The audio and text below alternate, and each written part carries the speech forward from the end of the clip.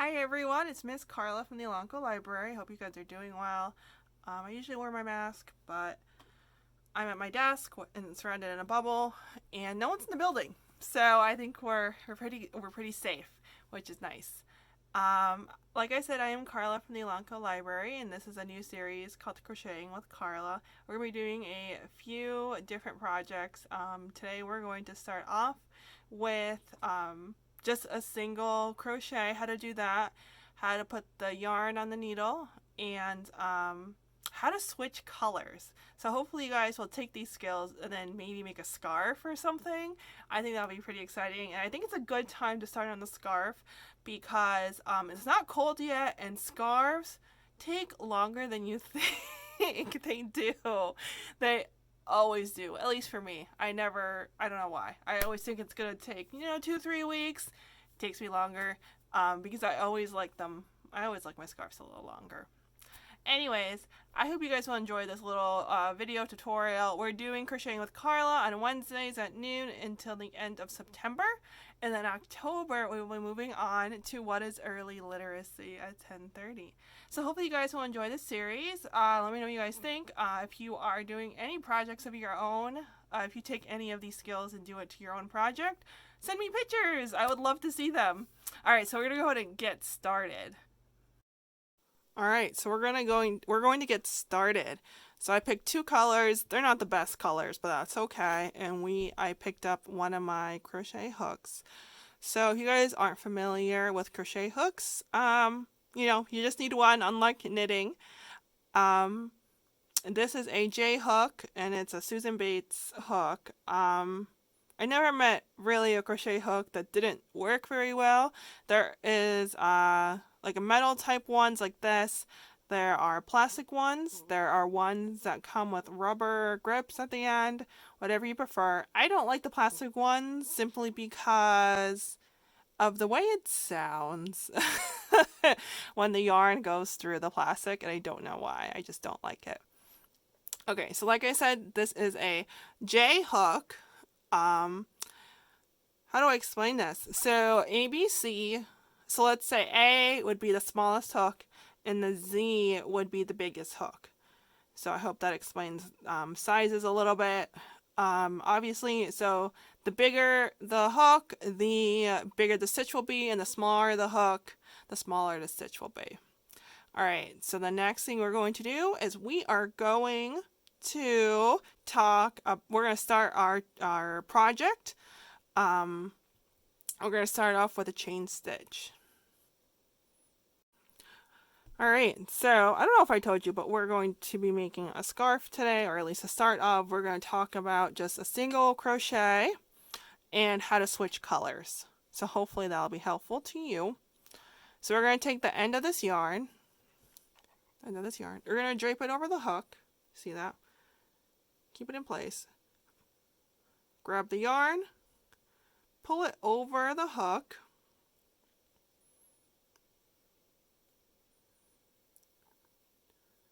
All right, so you're going to take your first loop, you're going to put it over the hook and over the string, and you're going to tie it. And here it is. You have started. All right. To do a chain stitch, you're always going to do a chain stitch. Whether it's 3, whether it's 30, you're going to be doing a chain stitch. So we're going to start this off. I'll restart. I'm automatically doing that. So we're going to take the string or the yarn, put it over the hook, put it through, so it's like right in there. You're going to take this little guy and put him over the hook. And we did our first chain stitch. Let's do another one.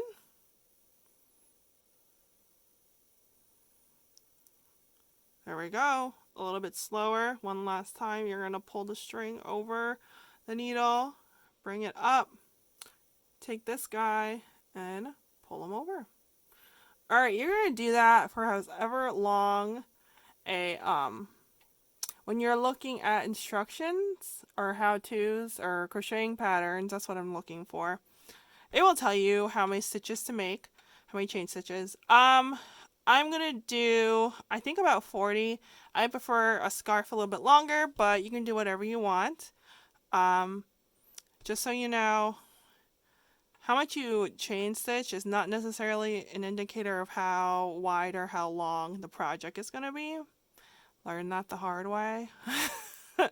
So if you want exact numbers, go ahead and look up a pattern. I'll put a pattern in the description below. But yeah. Alright, so I did my chain stitches. This is about how long I would like it, or how wide. So we're going to talk about a single crochet. This is one of the most basic stitches in crocheting.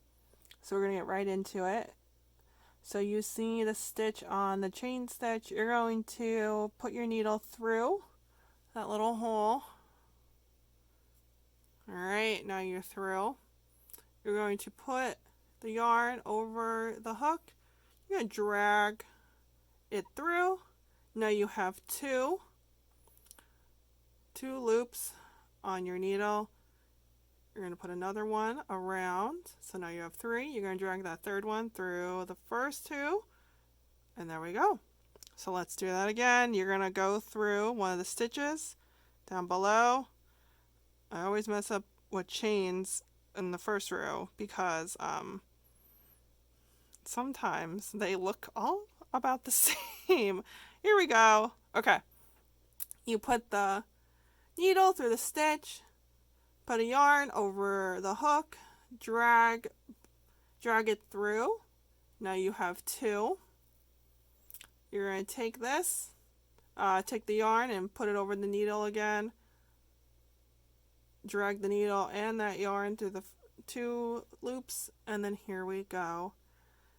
Alright, one last time. I'm just going to show. I'm not going to talk. Oh, wait, no. Sorry. Now I'm starting. Put it through. You're going to drag it through. You got 2.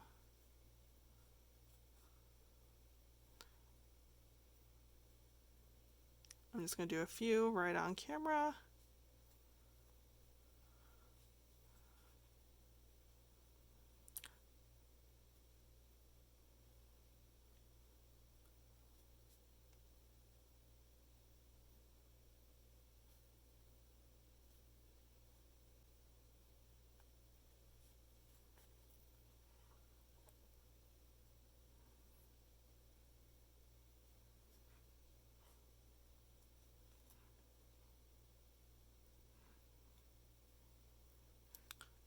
Alright, there we go. I'm going to finish this row, I'm going to start another row, and then we're going to talk about changing colors and a few options. Alright, so I finished it. It's actually a pretty good length or width for a scarf, but it is going to take me a while if I decide to finish it. Okay. Where am I? I need the other color yarn. So, disclosure, I don't know if this is the right way or whatever, but this is what I do. I've definitely looked it up before, but everyone has their own way of doing things, right? Okay, so I'm going to take the second color. I'm putting it over the needle. You see how I kind of loop it? Alright. You're going to drag that new color in. And then you see how it's in there and you still got control of the first color. Alright, we're going to pull on the first color. And then there we go. That's what I have. So we definitely want to try and hide these colors, right? These end pieces. So what I'm going to do, hopefully you guys will be able to see this, is I'm going to go through here, go through the stitch. I'm going to take all of these, right? All of these. Hopefully my needle will be able to do it. Yep. It's kind of chunky, but that's fine. And then, if I can find it, I'm going to find, yes, the piece that leads to the ball of yarn. Not sure what you call it, but that's what I'm going to call it today. See that? I put it over the needle again. We're going to pull it through both. And here we go. Now I'm going to choose to cut this. Cut the first color. Because it's nice and hidden in there. You can keep going if you want, but I'm just going to stop right here. There we go. And for the most part, it's pretty much hidden. You won't be able to see it. Now we're going to keep this tail end in here. And we're just going to crochet that in the same way we kind of did introducing the second color. Alright. There we go.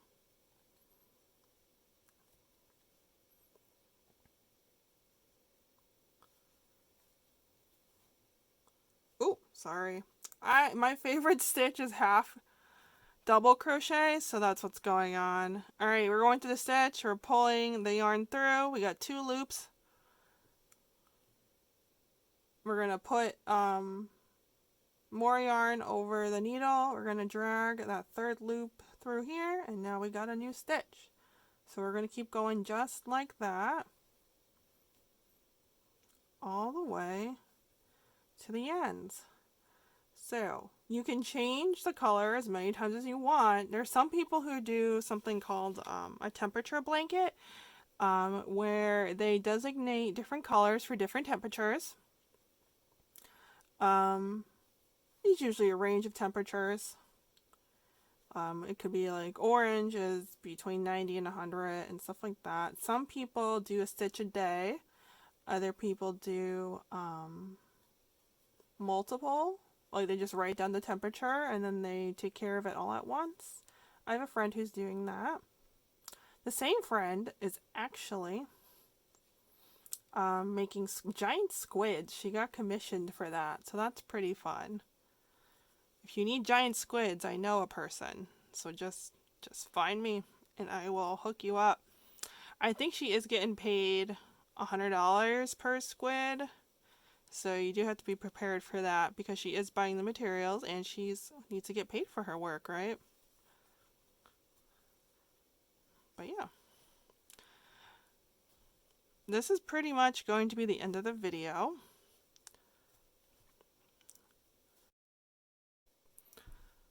So yeah, guys, I hope you enjoyed this. Oh, one more thing before we leave today. I want to go towards the end. I forgot to mention this earlier. It helps make your lines look a little cleaner. Well, your ends? You'll see what I mean in a second.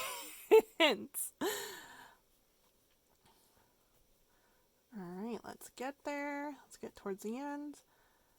Here we go. Alright, so you finished the row and you're ready to turn it around. Before we do that, we need to make a slip knot, which is basically a chain stitch. So you're going to put your yarn over the hook. You're going to bring it through the loop, and there we go. You're going to turn it over, and you can start all over again. You make one slip knot for single crochets. Other stitches require more than one. And it's basically to make sure it doesn't get, you'll see, I made a mistake. And make sure it's not rounded out like that. I don't know if you can tell the difference. See, it's nice and square, but this is a little rounded. It's not the end of the world, but yeah. Alright guys, that's all I have for you. I hope you guys enjoyed this. I hope you guys will make a scarf. It's the perfect time to do it. You have enough time, I believe, before it's really, really cold. I'm glad you guys decided to spend this time with me. I hope you all stay safe, stay healthy, and I'll see you guys later. Bye.